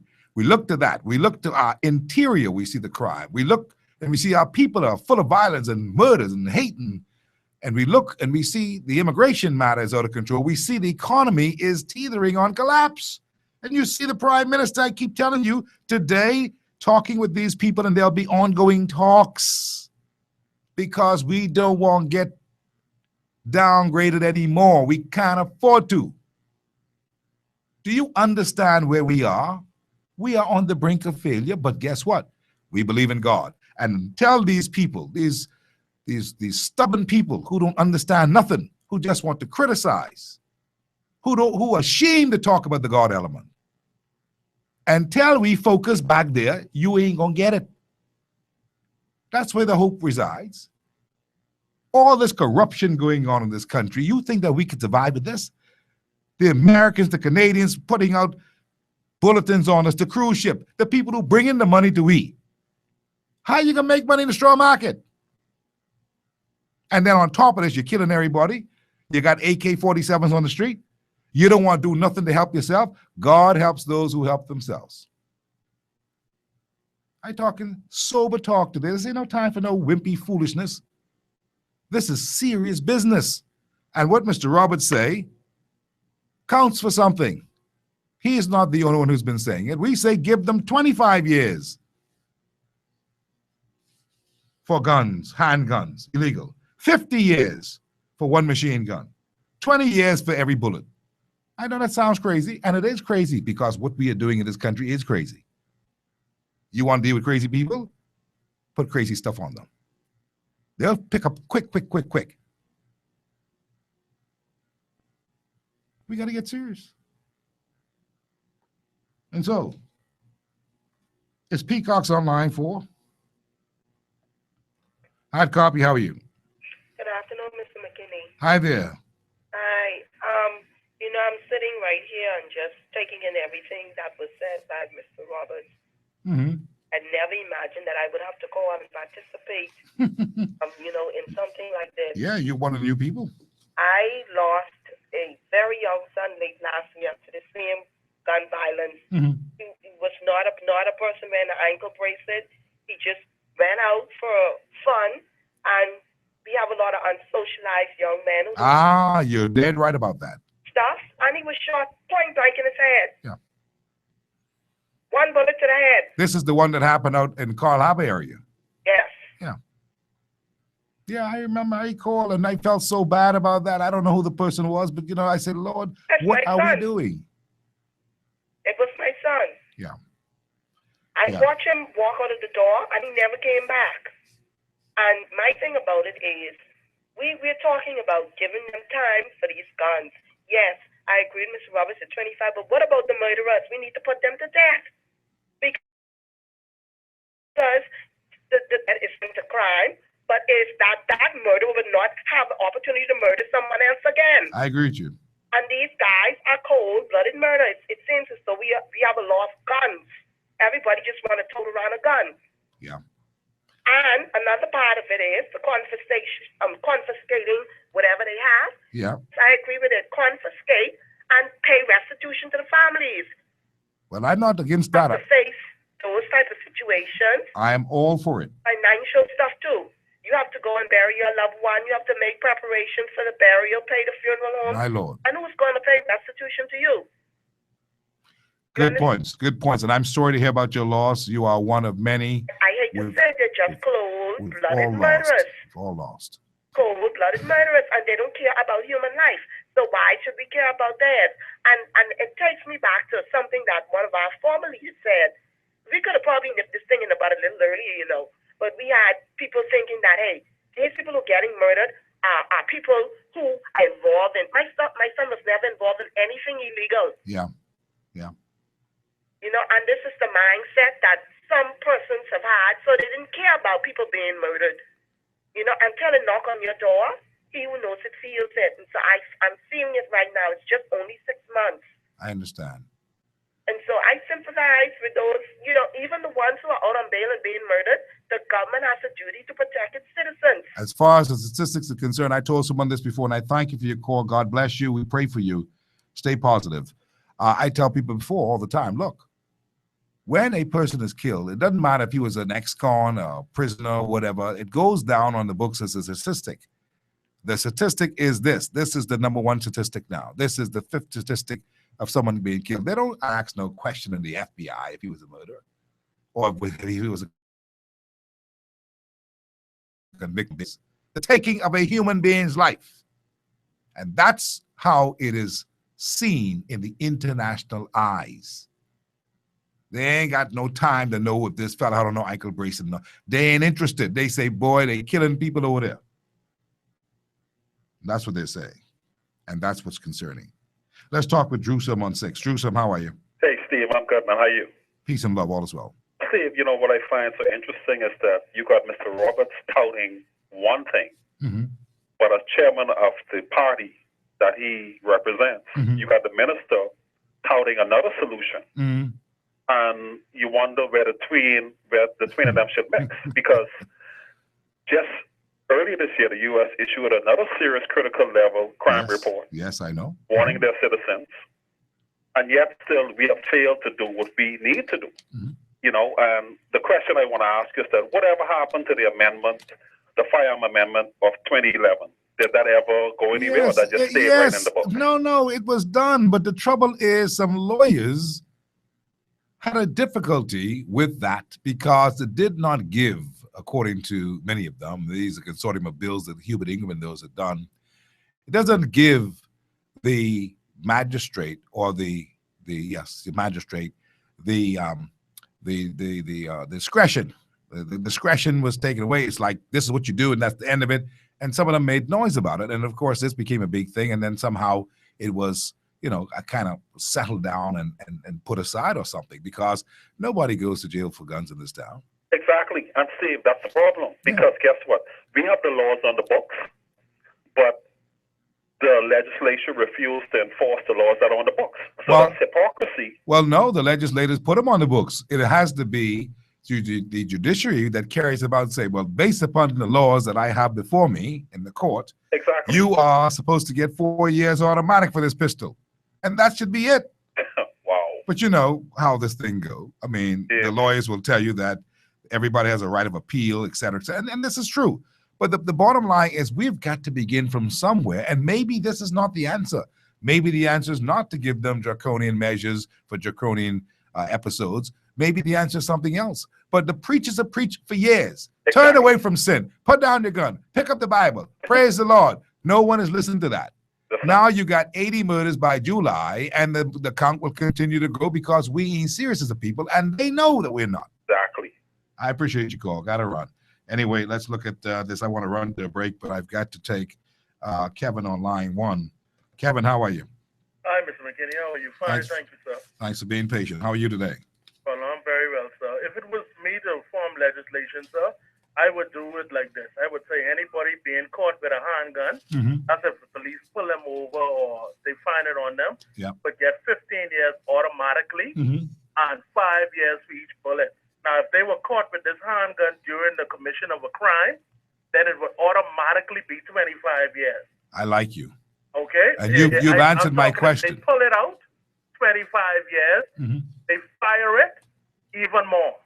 I like it. As far as this high-powered weapon, sir, automatic, if they just catch it underneath your seat in your doghouse or in your house, that's an automatic 25 or 30 years, sir, with 10 years for each bullet. If they was to use that in the commission of a crime, that's automatic life. Okay? Now, I don't know about taking these people homes or whatever. They have children. I don't know how the court system would, you know, people would act. No, would go against it. The idea I'm just talking about doing something now. The idea is 90% of all their personal assets. Yes, sir. Yes, sir. But like I'm saying, I don't know if some lawyer's going to try and tie the court case up with, you know, this man has children where they're going to live. So I'm talking about just dealing with it right now. Let's deal with that felon and get him off the street, sir. I appreciate your call. Good ideas. And you answered my call today, because the question that I put on the table, as I remind you, is that, you know, what's your legislation? What would you write? Mr. Roberts only trying to get it started. He's written something. That's a good thing. We've long sent ours in from, I think I was on Gems when I sent a whole listing to them what I thought. this is a good discourse because, at least the public is engaged. The amount of calls I'm processing here today, the public is engaged. We need to do something. We the people, not just looking at the politicians or the legislators or the judiciary or the church. What are we going to do? Are you prepared to blow the whistle on these gangster bullets and all that? Are they hiding it in your property? Are they hiding it anywhere on your property, in your vehicles? You got to be so careful who you even give a ride to. You want to be kind, but you got to be careful. Because if the fellas leave something in your car, that's it for you. This here, my car is catching ride, chief. We have to start the process of being more accountable to each other and being our brother's keeper in another way. Because we're ruining the country, man. It's our fault. It's all of our fault. Mine and yours. We turn a blind eye. We don't care. We need a couple of dollars. We do foolishness. We got corrupt officers everywhere that we can turn. We've got rough and corrupt people in all these areas of law enforcement. What are we doing? We've got smugglers bringing things into this country. We've got smugglers taking things out of this country. I wish they'd take all the guns out. But we've got more guns coming in this place than you can shake a stick at. I remember when I was police spokesman, boy, there was a case where they had this whole increase of guns coming into the country from every which way.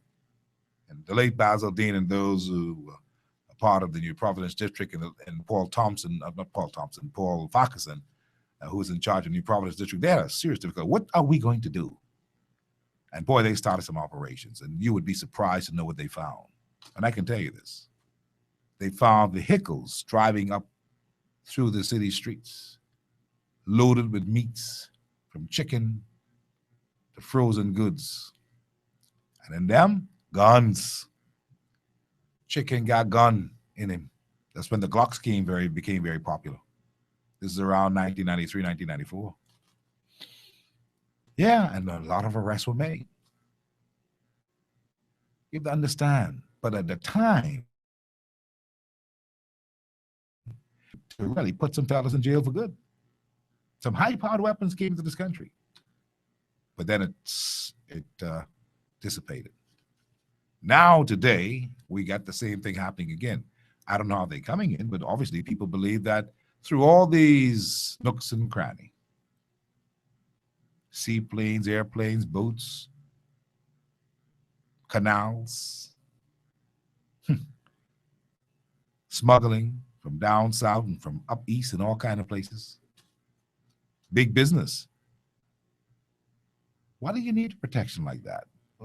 I'll be peace-loving. Don't you know that you don't need a gun? Shop owners may need a gun, because you got some crazy fellows who may want to rob them. Got to protect themselves. But all these handguns in the Bahamas and these high-powered rifles, what have we become? This is all a part of the prophecy. You don't want us to be no failed state. You have no idea what a failed state is. Haiti isn't considered a failed state, and you know how bad their situation is. You have no idea. Come now. Shouldn't we rebuild this country? Thompson on 6, how are you? I'm good. How you doing, Brother McKinney? Wonderful. Owen, I'm going to get you on line 3 in a minute. Hang tight. Excellent. Good afternoon yourself and good afternoon to the nation. Thank you. I listen in and let me tell you, Brother McKinney, I think you captured it very well when you said that, we have to take a crazy approach, but not an emotional approach. I might add to that. Yeah. Because when you look at the criminal element, Brother McKinney, it's like making murder or making a T-shirt. It's like a crown for them. The only thing that, to my mind, is, and this thing runs across several barriers. You have fatherless children out there. You have teenage parents out there. You have children out there who have no value system. All of these things would have to be addressed. If you're going to look at criminality from a comprehensive point of view, you have a witness protection program that needs to be completely developed. If you're going to have persons who are going to be more vigilant with assisting in taking the criminal element off the streets, you you have to look at the laws being in tandem with the judiciary in order for the judges to be able to carry them out and for them to stick, in order to be sustained. You have so many different areas of this criminality aspect that has to be examined, that has to be reviewed, that has to be restructured, and it's going to take not only an investment in guns for the police and in cars for the police and in bulletproof vests, but it's going to take an investment in ensuring that parents are held accountable when their minor children are found out of line. It's going to take an investment in ensuring that we have the infrastructure there to protect the persons who want to assist in reducing crime in our country. And so there are so many different things that has to be done. But Brother McKinney, I think that freedom is something that the criminal respects. And if you take their freedom from them, you get their attention. I also think that we have to have a physical element involved in this process if we're going to see a reduction in crime. In terms of something we already have on the book, capital punishment. Yes. Inhumane, yes, but it's extremely effective. I think that would put the fear of Moses into criminals. I got to run. I appreciate your call. Good stuff. I appreciate it. Let's talk with Owen. How are you? I'm sorry, this is The Voice, eh? Good afternoon. How are you? Great. Let me pick up line 3. Owen, are you there? Good afternoon. All right. Let's go ahead to line 5. Good afternoon. How are you, Hard Copy? Okay. Wonderful. Well, I've got a break from the phone line for a minute. Let me go and pay a bill. This is Hard Copy. We come back in a minute. We're talking guns and bullets. Do you know where the guns and bullets are? Have you told the police? Did you make a call? The call is not answered in the Bahamas. The call is answered somewhere else. We've got to help to clean the country up. Otherwise, what are you complaining about? Just shut up and suffer. What are you complaining about if you're not prepared to do anything? Robert says 25 years to life in jail for conviction of possession of a high-powered machine gun and loss of 90% of your personal property. He also says a minimum of 10 to 15 years in jail with the loss of 50% to 75% of all your personal assets on conviction of possession of an illegal firearm. So many firearms on the streets of the country. What do we do? We're back in a minute. This is Hard Copy.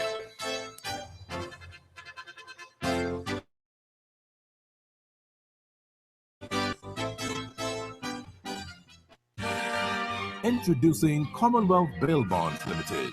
When in trouble, call us on the double. Commonwealth Bail Bonds Limited. We provide bail bonds of $10,000 and higher. Has your loved one been arrested or need bail? No worries, don't stress.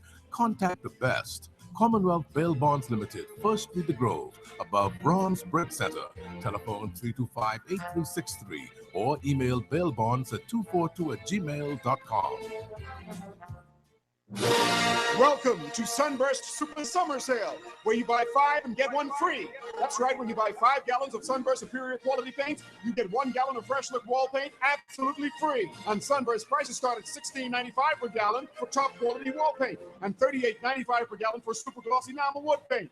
In addition, Sunburst will be raffling free 32-inch flat screen TVs and 3 washing machines to lucky customers. So hurry on down to Sunburst Paints on Howard Road. Sunburst, where every gallon is guaranteed. Over the decades, Bahamas have trusted New Oriental Cleaners because New Oriental Cleaners provides quality common care, friendly service, and satisfied customers. Guaranteed. With more than 50 years of experience, we are here for you. Stop in at any of our 9 locations throughout Nassau. New Oriental Cleaners, keeping you looking good is our pride and joy. New Oriental Cleaners. Like us on Facebook and be the first to know of our many promotions.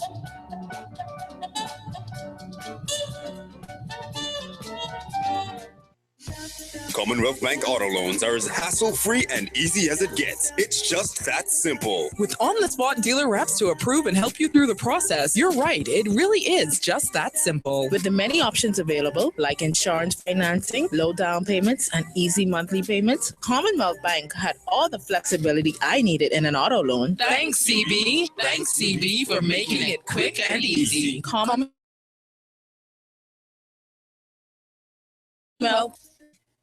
When I fly with Sky. Sky Bahamas. When I fly with Sky. Sky Bahamas. The plane them spanking clean. The pilots them first grade. They fly you out on time. They flight attendants great. Service is their passion. With you they take good care. Safety is their my culture, yes, they'll get you there when I fly, I fly. Fly with us to Fort Lauderdale or the beautiful Bahama Islands. Book today at 702-2600 or visit our website at skybahamas.net and experience Sky. Le Bleu, premium, ultra pure drinking water. Ah, this is real refreshing stuff. Made especially for fine restaurants and hotels at the 5-star level. But you can drink it anywhere at any time because it's truly premium, ultra pure drinking water. We believe that we've developed the ultimate process to produce the purest and best tasting water in the world. Le Bleu is the water that truly deserves to reside at your table because a great meal should be accompanied by great water. And we present you with Le Bleu Premium Ultra Pure. Enjoy. Commonwealth Bank has always been where Bahamians go for auto loans. And it just keeps getting better now with on-site approval available, even more flexibility, and hassle-free loan applications. That's what I like. Bahamians approving Bahamians because they don't answer to anyone but themselves. Thanks, CB. Thanks, CB, for making it quick and easy. Commonwealth Bank, leader in personal banking services. When Steve talks, people listen. People listen. People listen.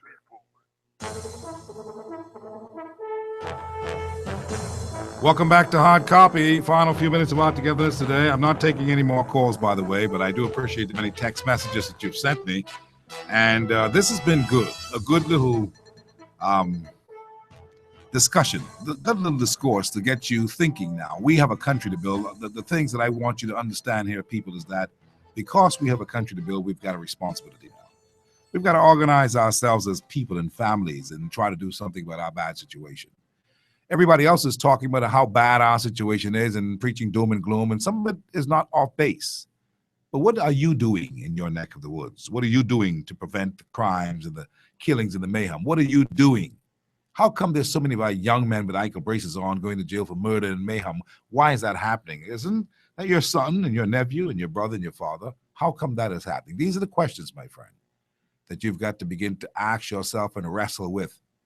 How do you sleep at night? How do you pray to the Father? How do you ask for favors and we're not doing anything to fix our own situation?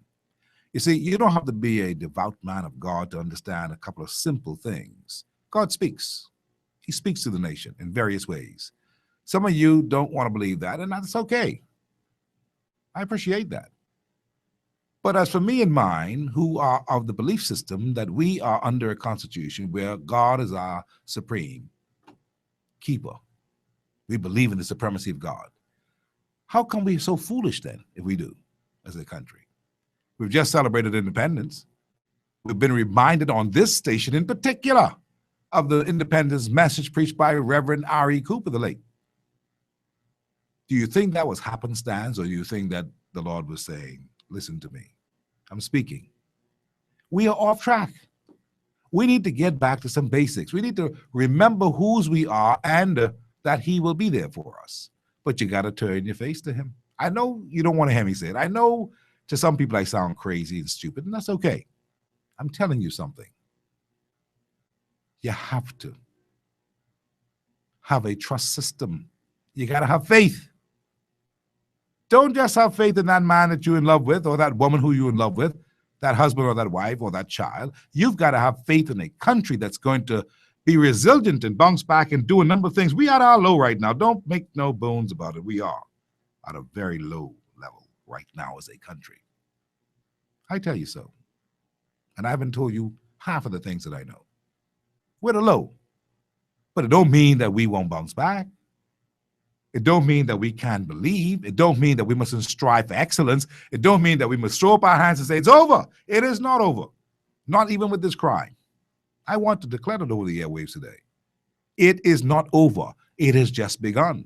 But you have got to see yourself as one of the new people that we have never seen before, that Miles Monroe talked about. You've got to believe it. See, you all don't understand sometimes you're in a dispensation that's purely spiritual and you will be ignorant because you are looking from an intelligent point of view, trying to understand, dissect, and analyze something from an intellectual point of view. It is not there. It is from a spiritual point of view. We are in the dispensation of a spiritual revelation. But you don't want to see. So if you can't hear, you can feel. Do you need it to melt right down and then say, oh, God, help us? You need it to really go to nothing, to zero, and then say, oh, God, what's going on? Is that what you're waiting for? Because it could happen, you know. The Father has no reservations about letting you feel it. I'm only telling you what's in my heart to tell you today. You know I love the country. You know I love our people. But I got to tell you and be real with you. We're joking. We are joking on many areas.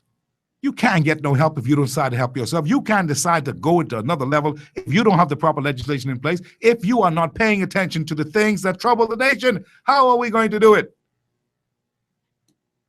Don't look for no one man. There's no one man. There's no one woman. Stop it. You are that one woman if you put yourself in the spotlight of doing something, in the mix of doing something, however small it may be. Talking to the brothers on your block. That's doing something. That's making a contribution.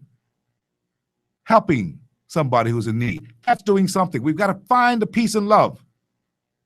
And we've got to find ways and means of tackling these gigantic problems because these problems are bigger than us. And I hope tonight that if you are one of them people who toting gun or bringing guns into our country and a part of the stuff that's happening, that people are getting killed, I hope that you're convicted in your heart and soul tonight that, as the old people say, that these things hide you so that you can stop. Do you know how many people have died because of guns that you brought in? Some your own family. For profit? What does it profit a man if he should gain the whole world and lose his soul? Back to basics. We are Bahamians and we are proud people. Let's get it right.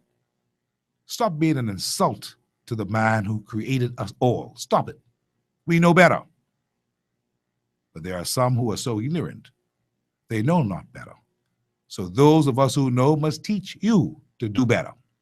There's no need for gun. We can resolve our conflicts. There's no need for it. A man who has a gun, especially an AK-47 or machine gun, got no plans except to use that to kill somebody. Because we don't have any buffaloes here. We don't have any war here. We don't have any of these things here. It's an act of terrorism. And the government must look at laws to enact laws that deals with terrorism of people who have these kinds of weapons. We're not a gun-toting society because we're not authorized to have guns. We're not America. Yet we do. And some of the most decent people you would know fooling around with guns. For what? So maybe Mr. Roberts has stumbled upon something. Maybe this is a gem of a wisdom chip, a caveat of wisdom today.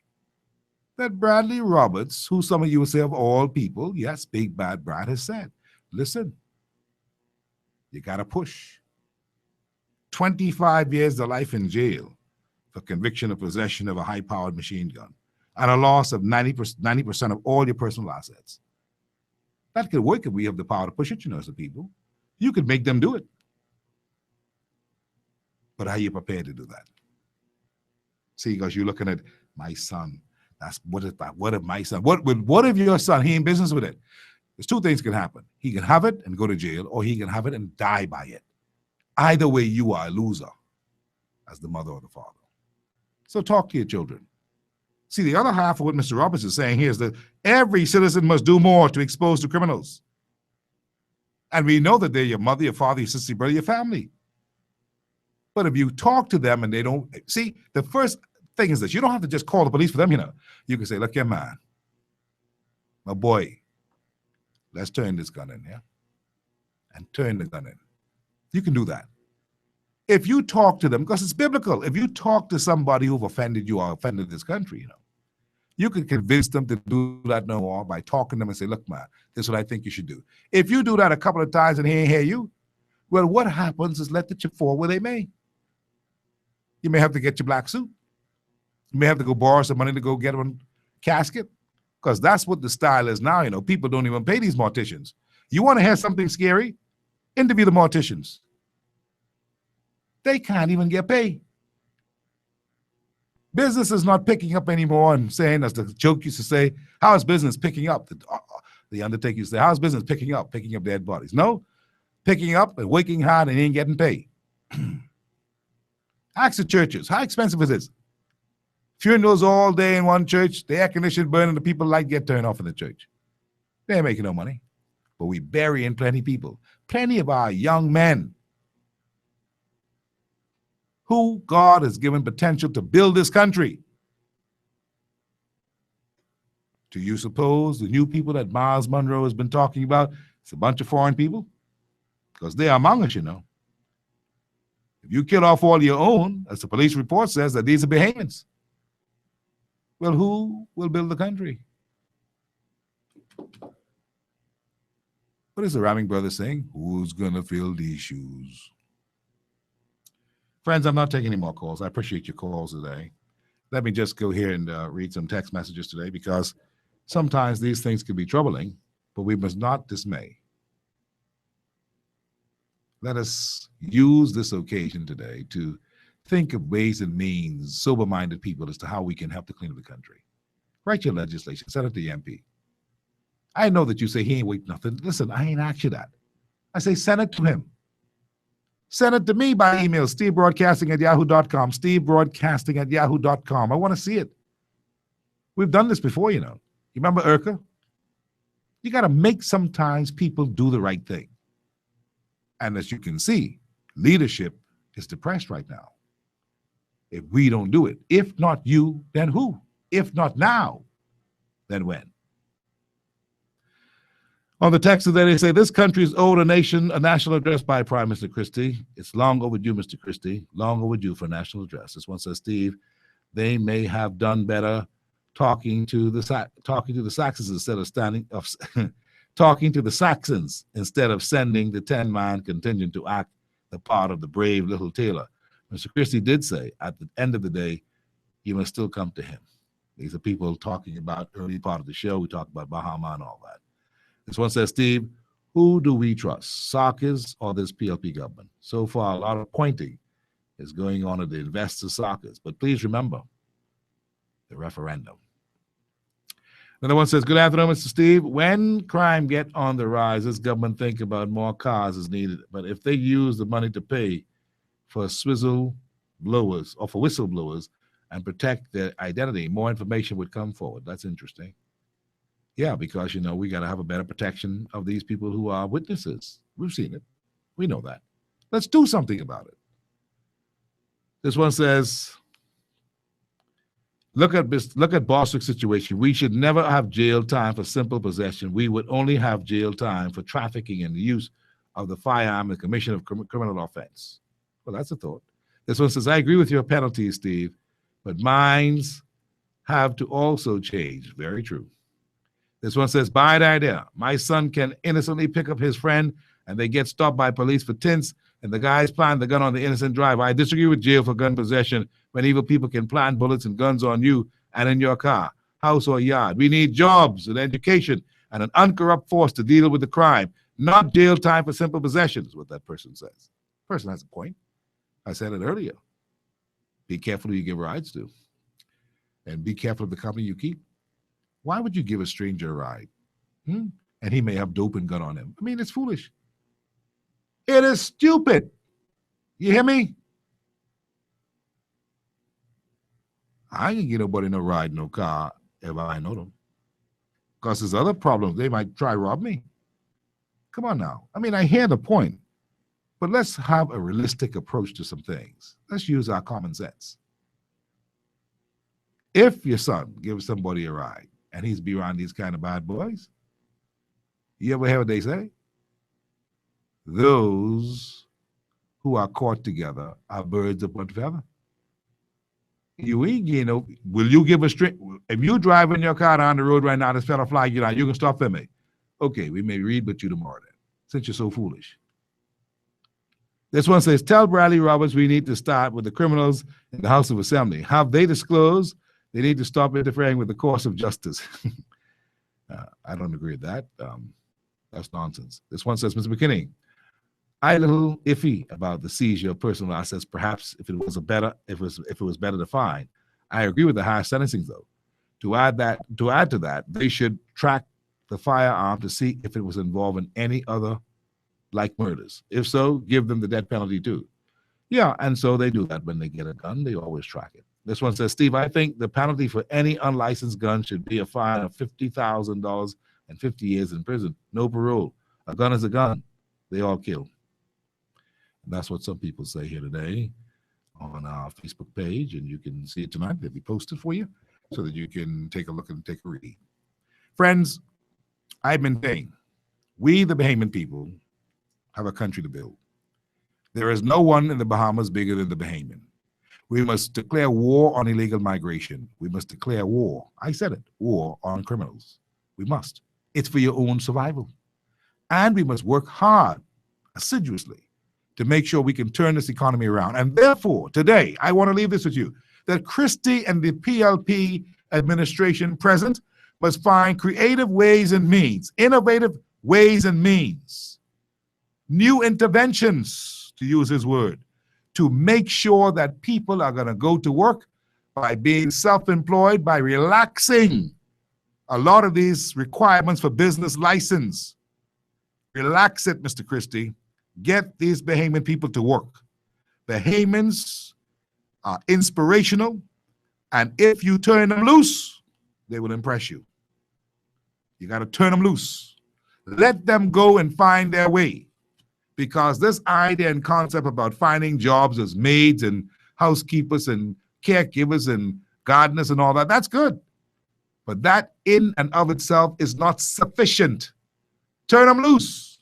Let them free up and get their license and permits at a reduced rate, reduce the duty on certain things, and get these people working. And tell them, Bahamians, and you can do this in your national address, Mr. Christie, Bahamians, if you really want to soar, go and make your application, get your license, and get moving. Let us build this country.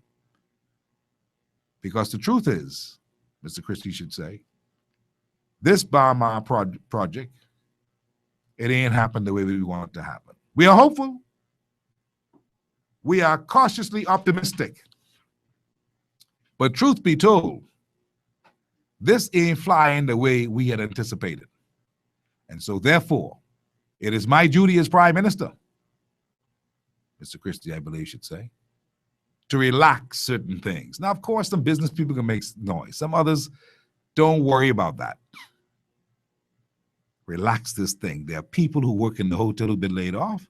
Man, they can do all kinds of things. You got to just make sure they got a license to do it. A permit so it could be order, not chaos. Give these people a chance. They'll show you. They will show you. I'm confident. But you got to do something. Doing nothing is not an option. Leadership is now in full effect if you follow some of these simple rules, simple suggestions. Leadership could be in full effect. We are all at a loss. We are all disappointed today, you know. We ain't feel too good about this whole thing. We wish the news would change in the middle of the night that, hey, it's going to be sweet, and everything's turned around, everything's look good. But there is no success, in the words of Housen Mutri, without process. So the process that we are going through now is bitter, dangerous, and painful, but we got to go through it. Our Lord and Savior says, no matter what, I will be with you through it all. He didn't say, I will prevent you from going through it. He said, I will be with you. You got to know that, and I will help see you through. So we're going through something now as a country, but don't lose heart. Have faith. Have faith, Bahamians. Reinvest in your own talents that God gave you. You're going to need it. You take it from Steve. If you are a good salesman, go sell your stuff. If you are a good hair braider, go for gold. If you can do beauty makeup, go for gold. If you are an artist and can paint, go for gold. If you are a musician, you're gold. That's what I think. That's what I think. And I'm talking from a common sense approach. But common sense ain't so common.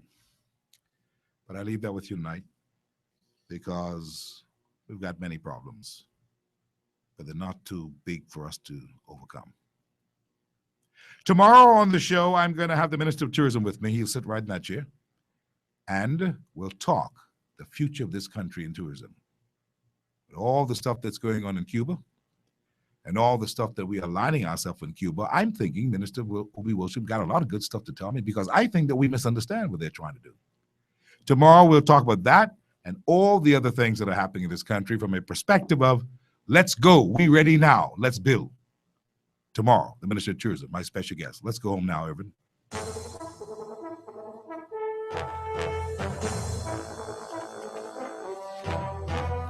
Hard Copy is a presentation of the folks who make it happen every day, Monday to Friday. No part-time, always on time, always every day.